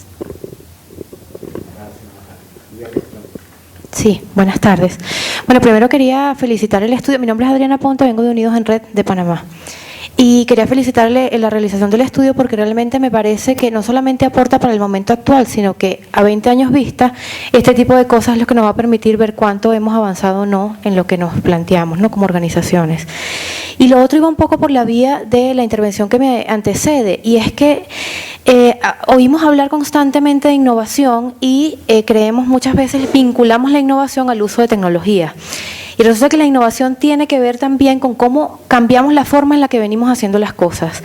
Y va un poco por la línea de lo que planteaba Daniel, que me parecía muy interesante, es decir, cómo comenzamos a pensar en nuevas estructuras de funcionamiento que permitan trascender el modelo competitivo y pasar un poco al modelo colaborativo, que está teniendo mucha impacto en la manera como se asocia la gente para hacer cambiar las realidades que afectan a los sectores más desfavorecidos, ¿no? Yo creo que ahí justamente en el tema de colaborar, de cómo comenzamos a tener agendas conjuntas, hay iniciativas que pueden servir de modelo y que son muy interesantes, que vinculan al sector público, porque una duda que siempre va a existir es cómo desde la empresa privada o desde las organizaciones de la sociedad civil o desde el gobierno no pisamos las agendas, o cómo una agenda no se impone a la otra. Esa es una tensión constante que existe entre los tres actores.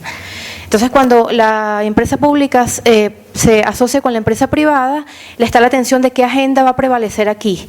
Y pareciera que cuando prevalece una, está mal. Y yo siento que cada vez más debemos apuntar a la realización de consensos y de que esos consensos además tengan una agenda a largo plazo. Siento que los objetivos de desarrollo sostenible apuntan un poco hacia allí, pero al margen también de los objetivos pueden existir unas agendas conjuntas que planteen una forma nueva de asociación y de acción finalmente, ¿no?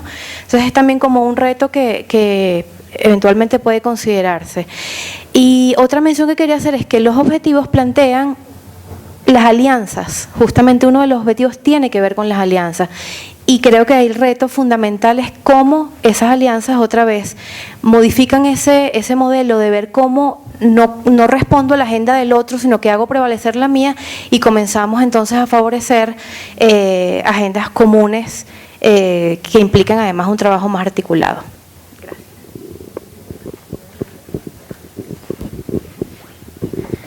Buenas tardes, soy Juan Mauricio Giraldo de la Fundación Las Golondrinas. Quería un poco preguntarles acerca de cómo ha sido la experiencia al respecto de que las fundaciones tracen procesos con respecto al desarrollo territorial. Y también quería saber un poco sobre qué piensan ustedes al respecto de las redes que se están tejiendo, pero en temáticas específicas, ¿cierto? Porque hay unos macroprocesos en los cuales de alguna forma las organizaciones que ustedes representan cogen varias temáticas de los aspectos sociales, pero efectivamente, por ejemplo, en el caso nuestro, se han creado agendas específicamente para la atención a la primera infancia. Entonces hay agendas específicas dentro de esas grandes agendas. ¿Cómo se ve esa coordinación entre esas agendas específicas y esas grandes agendas que cogen varias temáticas? Eso en el marco de que muchas veces los impactos se miden a través de esos temas, esos microtemas, y no se mira ¿cómo se dice?, un impacto total en términos sociales. ¿Por qué se llaman las golondrinas? Bueno, Las Golondrinas porque, bueno, primero porque es en un barrio de la ciudad de Medellín que se conoce como Las Golondrinas, y segundo, cuando llegan las fundadoras allá, dicen que ellas llegan como unas golondrinas a fundar la labor social. No, que empezaron a generar vuelo para tener a esa comunidad. Hicieron nido. Claro que sí.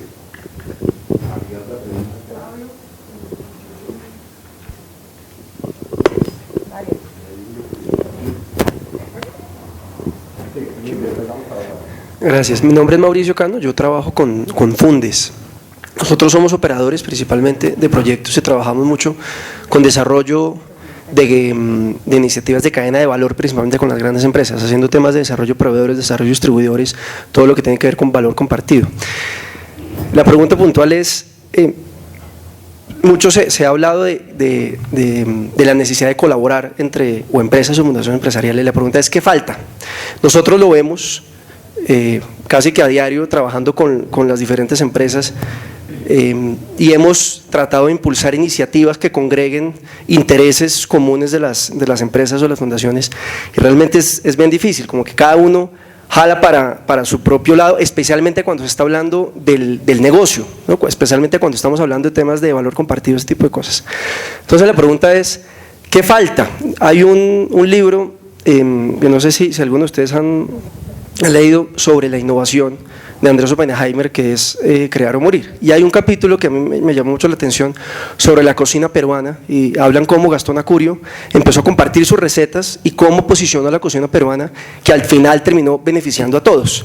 Cómo pasar un poco lo que Daniel menciona ahorita, y también Natalia mencionaba, pues haciendo ese llamado, pero ¿qué es lo que falta para que realmente se encuentren esas agendas comunes y que logre pasar o que logre promover lo que pasó con la cocina peruana, de que todos pongan a disposición sus recetas y al final de cuentas todos como gremio o como empresas ganen? Nosotros hemos visto iniciativas donde se pueden desarrollar canales de distribución conjuntos o canales o desarrollo de proveedores conjuntos, o conocimiento conjunto de algún mercado determinado, o innovación en un nicho de mercado común, etcétera.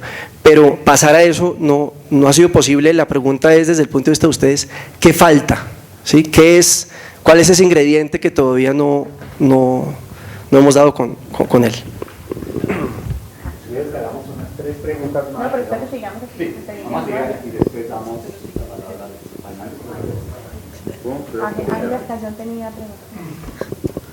Buenas tardes, mi nombre es María Claudia Santos de la Fundación Arturo y Enrica Cesana. Yo quisiera, pues es una pregunta y como una duda que tengo, cuando se presenta el estudio, y lo han mencionado varios ya en sus reflexiones, y es cómo se está mirando las donaciones de las personas individuales, de los individuos, y cómo se está teniendo en cuenta dentro de estos recursos privados o de la filantropía para la transformación social aquí en América Latina. En Estados Unidos vemos que es un alto porcentaje de las donaciones que reciben las organizaciones, más del 60%, ahorita no tengo el dato, pero sé que es enorme, que son aportes de personas e individuos a causas. Y quisiera saber si en este estudio se tuvo en cuenta por qué está pasando en América Latina en ese nicho, pues, de ese portafolio de donaciones, y cuáles son como los retos que tenemos nosotras como fundaciones o de inversión social para generar un poquito más esa conciencia de aporte desde los individuos. ¿Qué retos podemos nosotros o qué opciones o qué alternativas para difundir como esa conciencia? Que sabemos que en Colombia, por ejemplo, hay una conciencia social enorme, pero lo que hemos visto pues desde la labor de la fundación es que las personas no quieren entregar la plata, sino poner una fundación. Y nosotros ya sabemos que la sostenibilidad de esa fundación, la parte administrativa, bueno, toda esta parte, pues genera un desgaste y nuestro consejo siempre es no ponga otra fundación que va a hacer lo mismo que otras 10 fundaciones que conocemos. Más bien invierta esa plata de una manera estratégica en una fundación que ya lleva muchos años de experiencia y que conoce lo que está haciendo. Entonces es como ese cuestionamiento, cómo se está viendo dentro del estudio y como qué sabemos de ese nicho, qué sabemos de ese tema, qué estudios hay que hacer y cuál es como el reto que tenemos como fundaciones. Gracias. Solo para aclaración, el estudio está centrado en la filantropía y la inversión social institucional. Hay un muy buen estudio que salió hace unos 2 meses de la Universidad de Harvard sobre la filantropía de individuos de altos recursos. Pero hay que avanzar en estudios de filantropía de personas de clase media y de bajos recursos, que es muy alta. Tenemos acá y después Ángela.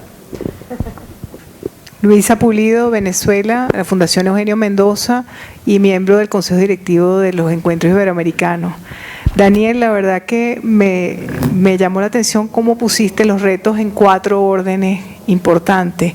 El primero, inclusión y herramientas de mercado, que realmente cuando hablamos de esto y en este estudio, Rodrigo, se hace un análisis por estos segmentos, porque cuando hablamos de estas instituciones y empresariales, donde tienen un mayor porcentaje empresarial, hay características específicas de los sectores en cómo invierten eso, cómo hacen esa inclusión y cómo esa colaboración muchas veces no se genera en las mismas áreas, sino va en áreas dispersas. Por ejemplo, el sector bancario, donde yo estuve trabajando mucho en microfinanzas, era muy difícil conseguir colaboraciones para un mismo fin, donde la inclusión, el acceso, el uso de herramientas de mercado hubiesen dado un resultado tremendo. Entonces, realmente hay un análisis dentro de esto, se han visto en estos sectores cuáles son los que tienen mayor colaboración y quizás desde allí ir descubriendo cuáles son esas herramientas que se pueden utilizar para llegar a ello.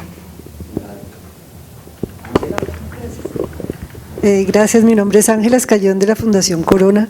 Yo tengo una pregunta coyuntural para nosotros, más que relacionada con el estudio, y tiene que ver sobre la legislación y las medidas tributarias. Yo sé que no lo hicieron en el estudio, pero entiendo que hay otros países, y un poco lo que tú mencionabas de la autorregulación, siento que ese es un tema que hace muchos años yo trabajé y que no logramos avanzar. Y entre menos autorregulación tengamos, más problemas vamos a tener, que nos cae a los que si hacemos las cosas bien el agua sucia de las que no lo hacen bien. Entonces, de algunos de los países que están acá, si alguien tiene estudios comparativos de legislaciones o si nos pueden orientar de cómo es eso, porque lo que vemos en Venezuela o lo que vimos en Ecuador es la muestra de lo que puede llegar a pasar con una legislación ya sobre lo privado. Y no olviden el tema de la desigualdad. ¿Qué pueden hacer las asociaciones de fundaciones para promover en la agenda el tema de la desigualdad? para que lo trabajen las fundaciones. Muy breve. En primer lugar, agradecerle a Marcos Kisil, y se me quedó en el bolsillo mencionar que sí hay estudios y que IDIS, la institución que creó Marcos, creo que fue pionera con ese nombre, de ver qué pasa en América Latina con las donaciones y con la inversión social privada, incluso con ese nombre, ¿no? Entonces, una mención a este trabajo que han venido haciendo desde IDIS. Y lo segundo, decir que yo no tengo la impresión de que le estemos dando ese papel demasiado relevante a las empresas. Es decir, yo creo que más bien es un hecho que con el crecimiento de la cultura de la responsabilidad social empresarial, están creciendo el número de fundaciones empresariales. Particularmente con este estudio nos dimos cuenta, uno que hizo Rodrigo también un poquito antes de este, en México hay identificadas ya 130 y tantas fundaciones empresariales y es el número mayor de los países de América Latina. ¿Y a qué lo atribuimos? Pues justamente a los programas de responsabilidad social. Ahora, es el sector que más está creciendo, pero no es el sector fundacional más grande. En México hay más de 350 fundaciones donantes, de las cuales si sumamos son 130, es menos del 50%, o sea, hay muchas más independientes, familiares, etcétera, ¿no? En México, por eso sí. Sí, digo, me estoy refiriendo estrictamente a México, pero nosotros le damos el papel a la responsabilidad social mucho más grande que a la donación que hacen las empresas. O sea, el reto de una empresa socialmente responsable va mucho más allá del dinero que pueda donar o de la inversión social que pueda hacer. Lo que a mí me parece más relevante en todo este estudio, que no se refiere solamente a la empresa, sino cómo está creciendo la participación privada en su responsabilidad sobre lo público, con dinero, pero también con talento, también con asociaciones, etcétera, etcétera. Entonces, bueno, es nada más una clarificación, pero creo que si nos ubicamos en ese sentido, no le estaríamos dando tanto papel. Esa es una primera. Pero la segunda me parece que sí hay que mencionarlo. Es decir, las grandes fundaciones norteamericanas, las grandes fundaciones independientes norteamericanas, incluyendo a las que todos conocemos como la Ford, como la Kellogg, como la Packard, etcétera, todas se originaron en las empresas. Es decir, si nos vamos al origen, Rockefeller, díganme cualquier otra, Mott, MacArthur, es decir, fueron capitales generados desde la empresa que por una cultura se convirtieron en donaciones y crearon patrimonios independientes que se funcionaban con legados. Entonces, bueno, cuando yo empecé a ver que las empresas estaban llamadas a tener un rol distinto al de solamente crear bienes y servicios de calidad con un precio adecuado, etcétera, etcétera, etcétera, sí había una oportunidad muy grande de decir, la empresa también tiene un rol de ciudadano corporativo y tiene que devolverle a la sociedad parte de lo que recibe y que no lo paga de impuestos, que lo está recibiendo como adicional. Y creo que eso es lo que está haciendo crecer la filantropía empresarial, pero, y que es importante por lo que mencioné, pero me parece que también es muy importante el que hagamos que crezca la filantropía en todos los niveles de la sociedad, y particularmente me voy a referir a la pregunta que hacía la señora Santos, ¿sí? ¿Algún parentesco con el presidente? Ah, bueno. Entonces sí puedo hablar con libertad. No, me parece que la observación es muy atinada. Es decir, yo recuerdo, últimamente no tengo los datos, a lo mejor Elena sí los tiene, pero del total de las donaciones que se movilizan en Estados Unidos, que ahí sí todo lo cuentan, un enorme porcentaje de la filantropía, creo que algo así como el 80%, son donaciones de individuos que van hasta de $1 a $100. Y eso es lo que hace la mayor parte de la filantropía. Y yo digo, no es extraño, si nos vemos no sé cuántos ustedes vayan a misa todavía, pero ustedes van a la misa los domingos y la mayor parte de la gente da algo, $1, $5, $10, es decir, y eso también es donación, ¿no? Es decir, me parece que las donaciones individuales sí tienen un papel muy preponderante y la filantropía corporativa, pues dimensionándola, tiene un papel bien bajo. Es decir, porque en el esquema de la Johns Hopkins, que habría que volver a estudiarlo, era 40% de los recursos vienen de cuotas y servicios, 40% de transferencias gubernamentales y 20% de la filantropía. Y de ese 20%, el 80% es de individuos. Échenle ustedes cuánto dan las grandes corporaciones o las empresas. Por ejemplo, otro problema que ahorita mencioné y también lo comento, en México descubrimos que de esos 2.500 millones de dólares que se donan, un porcentaje de arriba del 65% va al mismo gobierno. O sea, los privados, las empresas, le donan al gobierno y el gobierno da recibos deducibles de impuestos por esos donativos. Y yo, así diciéndolo elegantemente, cualquier dinero que recibe el gobierno que no sea de impuestos le quita libertad, por no decir otra cosa, porque entonces queda con compromisos, ¿no? Bueno, entonces me parece que hay, y no sé en otros países de América Latina, pero habría que verlo, este tema lo hemos platicado ya mucho con nuestras reuniones y con Rodrigo. Entonces me parece que este tipo de estudios sí nos dan para mucho. Último, innovación. Hicimos una vez un encuentro hace como 5 años que se llamaba Innovar y Renovar en la Sociedad Civil, y hubo muchas reflexiones. Lo que salió mucho fue que innovar no es generación espontánea, y no es los iluminados que se les ocurrió y se les encendió el foco y ya innovaron. Para nada. O sea, los procesos de innovación requieren mucha investigación. Entonces, la innovación social requiere investigación social. Y la investigación social sí la hace la sociedad civil, en escala micro, pero ahí es donde puede innovar. Entonces, yo creo que ahí sí hay un papel importante para el futuro. Muchísimas gracias por la invitación, Caro, otra vez, y a ustedes por tener la paciencia. Bueno, a ver, en cuanto a los números, realmente yo siempre digo, internamente comentábamos que a mí me da mucha envidia realmente lo que pasa en México y lo que pasa en el resto de los países. Siempre ustedes veían que por ahí la columna argentina era la más vacía, y la verdad es que tenemos un sistema, digamos, un poco en el alusión del documentario, la verdad que sí es complejo, para nosotros no es tan fácil. Partiendo de la base que tenemos un sistema contable hipócrita, en Argentina se deduce, mejor dicho, se dona muchísimo más a través de otros conceptos que no son estrictamente el concepto de donación, contablemente hablando, sino por otros conceptos que sí obtienen mayores deducciones impositivas. Entonces, por más que yo sume toda la columnita de donaciones, no me sirve el dato para dar cuenta real de la inversión social. Ese es uno de los problemas. La Inspección General de Justicia, digamos que debería entregar en forma gratuita los balances, por ejemplo, de todas las fundaciones, no lo hace o lo hace muy lentamente y pagando, con lo cual, digamos, son todas trabas para que entidades como GDF pueda dar cuenta realmente de eso. Por supuesto es algo cultural, digo, va más allá de una cuestión instrumental, creo que es un tema cultural mucho más amplio en los que sí, obviamente nos cabe el rol de trabajarlo y promoverlo. Pero digo, me encantaría poder tener mucha más información para aportar este tipo de estudios, pero nos encontramos diariamente con esas limitaciones que la verdad que cuestan, dan muchos dolores de cabeza.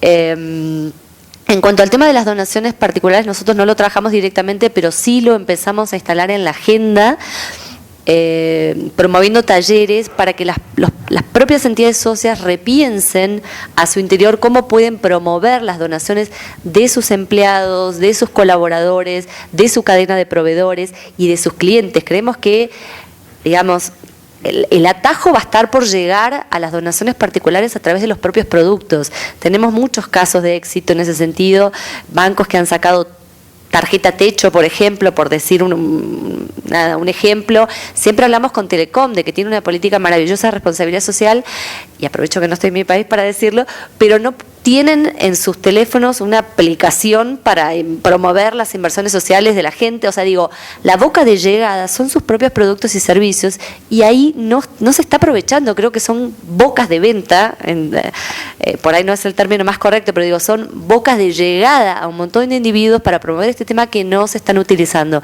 sea que para mí el canal de la promoción de las donaciones a nivel individual, desde las entidades como nosotros, va a pasar por pensar a nivel corporativo cómo promoverlas entre todos los grupos de interés. Y no sé qué más, me perdí con la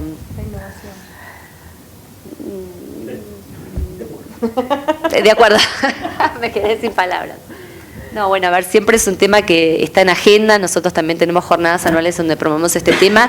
La verdad es que tenemos, creo que en la región es una explosión de innovación, o sea, no necesitamos escarbar mucho, hay innovación por todos lados, lo que, digamos, hay que contagiarla, hay que difundirla, y en eso sí tenemos un rol. Sí, me encantan experiencias como Chile, no sé, por ahí habría que, no sé, desconozco por ahí qué pasa en otros países respecto a los social lab, en donde veo que articuladamente se trabajan desde las universidades, las organizaciones de la sociedad civil y el gobierno en crear y fomentar estos talleres. El otro día estábamos hablando con alguien de Chile que nos comentaba que un grupo de universidades privadas que son competencias entre sí tienen un laboratorio en conjunto para pensar temas de innovación y llevarlos y hacer propuestas a nivel gubernamental. La verdad que me causa envidia, o sea, digo, lograr eso es de una generosidad que de vuelta vuelve a un tema cultural y bueno, algunos estamos más atrasados por ahí en relación a eso, pero creo que la región está lleno de modelos, o sea, no es que tenemos que esforzarnos mucho en producir o generar esos procesos porque están latentes y hay sobradas muestras, en mi opinión. Exactamente, el concurso de CEPAL, sí. Sí me gusta mucho, perdón, una iniciativa que ustedes han desarrollado, no sé si lo siguen haciendo, del concurso de las peores prácticas. Creo que, o el premio a las peores prácticas. Bueno, ese tipo de iniciativas por ahí, la verdad que yo, la primera vez que lo escuché fue de SMF y me pareció una idea brillante que todavía no logro consenso interno para poder replicarla y robárselas la idea, pero creo que de eso podemos aprender un montón, o sea, no solamente de los casos exitosos, sino de, bueno, justamente ese proceso para llegar a los casos exitosos. Es lo que vos decías de esa, la innovación no viene sola, no cae del cielo y es un proceso y hay que investigarlo y hay que probar y es prueba y error. Bueno, creo que hay que aprender mucho de esa prueba y error. Gracias, Caro. Y yendo en esa línea, creo que aprender de las fallas es también lo que nos permite innovar, pero también nos permite colaborar mucho más. Entonces, de ahí que la razón que nosotros hemos estructurado como asociación de fundaciones, que nuestro eje transversal sea la gestión de conocimiento, para que a través de conocimiento se cree confianza, porque estamos seguros que es la confianza la que nos permite mejorar esa colaboración. En la medida, yo no me caso con un desconocido, me caso con el que conozca, y eso es lo que genera la generación de conocimientos. Ahí en esa línea es que estamos trabajando, y las que nos permite aprender de lo bueno y lo malo. Y lo que nosotros reiteramos siempre en el interior de la AFE es comparta con sus pares. Esto no va a salir al público, esto no va a salir en los medios, pero compartamos entre nosotros, abramos esos espacios de interacción, de confianza, de aprender, que nos permite colaborar mucho más, bajar esos egos. Lo importante, digamos, en la AFE es que tenemos fundaciones que en el mercado las empresas compiten, pero que como fundaciones tenemos que quitarnos esa imagen de competir. Estamos para colaborar, estamos para transformar. Y creo que en esa línea hemos avanzado bastante bien, donde se ven más alianzas, donde si bien lo decíamos ahora en el estudio, Rodrigo, quizás no quedó tan claro, pero es de los países comparados el país que mayor tiene número de alianzas público-privadas. Sabemos que es difícil, pero se empieza a generar esa confianza. A veces nos damos muy duro como país y no vemos lo que estamos haciendo y que realmente somos modelos para otros lados. En cuanto a la pregunta, Ángela, de los modelos fiscales, estamos trabajando con WINCS en eso. Ya tenemos los países que están acá, más Perú, que ya se integró, y la idea es continuar trabajando sus modelos fiscales, cómo estamos, qué comparativos tenemos para poderle brindar también a los gobiernos y hacerles ver que no es el único país que tenemos beneficios fiscales. Estamos en un contexto global donde la filantropía, las acciones de inversión social privada, llamémoslo como queramos, tienen unos beneficios fiscales y en los cuales tenemos que preservar siempre y cuando seamos entidades idóneas, como lo dice nuestra Constitución, para lograr sus beneficios. En el tema de la innovación, que reiterar un poquito que no ver la innovación social aparte como lo decía Daniel bien, hay que verla contextualizada. Y creemos también, digamos ahí, como lo decía Natalia ahora en su comentario, que la plataforma para los ODS es una posibilidad de innovar, de conocer, de articularnos con la agenda global. Entonces, digamos, ahí es como Colombia y como la AFE se une a esta iniciativa y apoya otros modelos. Pero lo importante de esto que hemos tenido varias discusiones con el PNUD, hay 4 países pilotos: Kenia, Indonesia, Ghana y Colombia. Entonces, nos miran como si Latinoamérica, nos comparan un poco con lo que sucede en África y en Asia, decimos, no, es que aquí están pasando cosas. Y por eso lo que decía Elena, la importancia de tener este estudio en inglés es decirles, no nos comparen, porque a veces hablan como del Global South y dicen todos son iguales. Y creemos que aquí están pasando cosas, se está empezando a ver la región. Ahí María, el estudio que hizo Paula Johnson, que ella va a continuar con esto, con el Global Initiative Report, viendo un poquito, porque ella tomó 5 países de la región, qué está pasando con individuos de altos ingresos, eso está en ese estudio. Yo creo que en general las asociaciones de fundaciones trabajan trabajan más con el tema de donación institucional, pero hay organizaciones de apoyo a la inversión social privada, organizaciones de apoyo a la filantropía, como por ejemplo en Brasil tenemos el IDIS, que contempla este tipo de actividad, digamos, ¿no? Que es la donación individual. Entonces, a lo mejor no le toca a una asociación de fundaciones hacer ese trabajo, pero sí hay otros actores que trabajan con este tema, ¿no? Yo creo que ahí en IRIS hacen eso, ¿no, Marcos? Sí, ¿verdad? Bueno.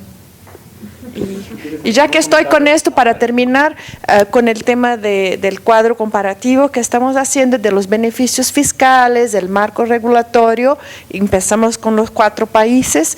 ¿Por qué con este 4? Porque este 4 es donde hay informaciones. ¿Por qué hay informaciones? Quizás porque hay asociaciones, diría yo, ¿no? Ahí está uno de los valores de una asociación de fundaciones.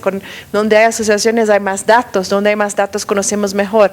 Pero estamos ahora formatando en la fase final y pronto estará publicado esto y es como una herramienta, digamos, ¿no? Para poder hacer un benchmark o para hacer un advocacy, ¿no? Para mejores beneficios fiscales o marco regulatorio. ¿Tú tienes algún comentario? ¿Para las preguntas o sobre este punto? No, sí, las preguntas. Sí, sí. Bien rapidito. Sobre datos, de acuerdo en que es dificilísimo, incompleto, etcétera, peras, manzanas, pero uno sí puede comenzar con datos consolidados, sin decir específicamente qué fundación pone tanto, pero uno sí puede tener datos consolidados sobre eso.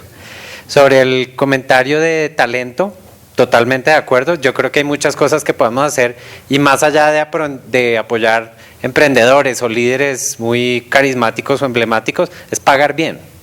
No necesariamente al que tiene más títulos, pero pagar bien el talento. Eso es lo mejor que podemos hacer, más que inventar nuevas ONGs. Sobre desarrollo territorial, que un comentario sobre eso, de acuerdo. Nosotros en Avina tenemos en particular 2 o 3 programas, uno enfocado en la Panamazonía. Mucha gente trabaja solo en la Amazonía colombiana, venezolana, brasilera, no miran la Amazonía como todo un bioma. Nosotros lo mismo hacemos con el Chaco Trinacional y también en nuestro programa de ciudades sustentables, donde la unidad de análisis es pues, el municipio, la ciudad. Pero lo más importante es que hemos sacado todo lo que aprendemos de ahí y lo incorporamos en los otros programas. No basta con tener un par de programas territoriales. Sobre cómo conectar las agendas, que creo que era también un punto tuyo, o sea, están los de primera infancia, los de negocios de impacto, etcétera. Creo que los que estamos en varios de esos espacios tenemos una responsabilidad especial para conectarlos, porque no podemos aspirar a que todo el mundo esté en lo mismo. Entonces los conectores, como por ejemplo este tipo de organizaciones, tenemos una responsabilidad especial. Sobre qué falta para la colaboración, es muy difícil, pero en el fondo basta con que 2 entidades, personas, se pongan de acuerdo en que quieren colaborar con otros, no solo entre ellos 2. Sino que arranquemos nosotros 2 y sumemos más, y esa es la visión. Otra cosa que hace mucha falta y que cumplen sobre todo este tipo de asociaciones es el rol de columna vertebral, o sea, el que está ahí el día a día haciendo seguimiento, etcétera. Nosotros hemos logrado en nuestra iniciativa de reciclaje que Coca-Cola y Pepsi colaboren juntos, aunque va en contra de sus políticas corporativas, y eso es porque hay alguien ahí que está garantizando la confianza. Sobre el tema de los individuos, yo creo que al menos en el caso colombiano, tenemos que hacer un esfuerzo para desasociar a la sociedad civil de los actores armados. Yo creo que hay mucho temor de la gente de donar como individuos por eso, para el lado que quieran, del color que quieran. Más que donar de lo público. Hay muchas donaciones que no conocemos. Eso es todo otro tema, pero había un punto sobre cómo motivar más la donación de los individuos. Entonces yo me refería a eso y a que lo primero es que hagamos un esfuerzo para que no asocien a la sociedad civil, a las ONGs, con un sector particular de nuestra sociedad. Sobre medidas tributarias, Ángela, Nest y Sistema han hecho unos estudios muy buenos sobre eso, que si quieres los podemos buscar. Y por último, en lo de innovación, yo lo que quiero resaltar es que pues todos estamos de acuerdo en que es importante, pero la clave es integrar los diferentes tipos de innovación. Hay mucha innovación social, mucha innovación en negocios, mucha innovación en tecnología, pero no estamos logrando integrar esas 3. Un comentario de Carolina y cerramos. Muy breve lo mío.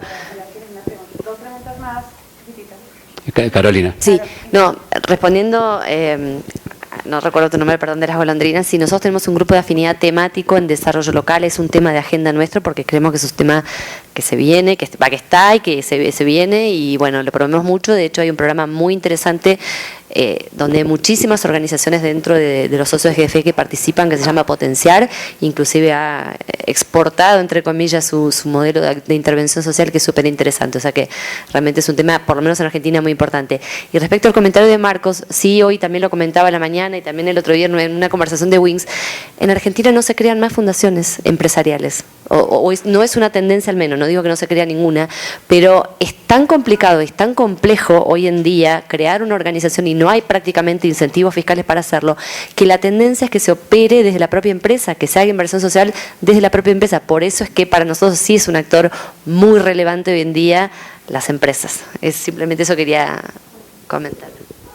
Bueno, creo que estamos terminando. Quisiera hacer un comentario, buenas tardes, sobre la Fundación Carvajal en cuanto al tema de territorios, que me parecía importante mencionar que trabajamos de una manera integral con la familia y atendemos desde niños hasta las necesidades de los padres, adulto mayor, y esas experiencias que logramos, ya sea a nivel de la educación, empleabilidad, infraestructura comunitaria, nos sirven para una vez dimensionarlo a nivel de política pública. Entonces realmente el territorio nos ayuda a trabajar de una manera integral y de allí tener casi como un aprendizaje para poder replicarlo. Entonces creo que es bien valioso el trabajo en territorios. Cada territorio tiene sus necesidades y no podemos estandarizar, pero sí es muy importante que de allí salen aprendizajes muy valiosos que después se pueden escalar. Entonces creo que es un aprendizaje muy importante el trabajar en territorios y de una manera integral con los distintos actores de la familia. Gracias. Un solo comentario, Marcos.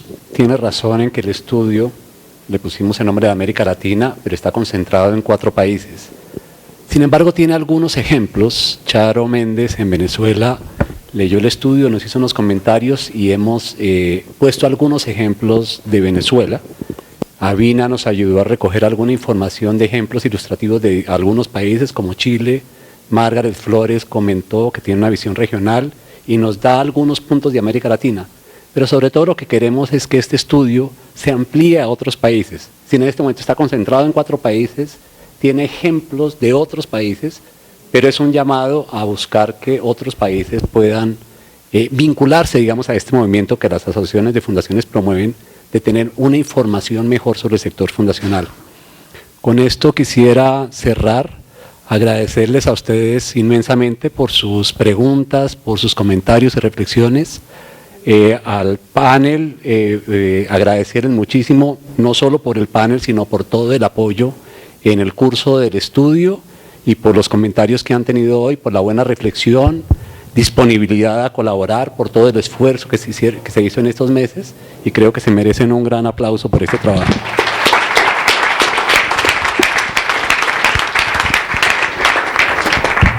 Y yo quisiera invitarlos, ya no es común encontrar publicaciones impresas, entonces, pero no hay nada más rico que tachar un libro y resaltarlo y leerlo 1000 veces.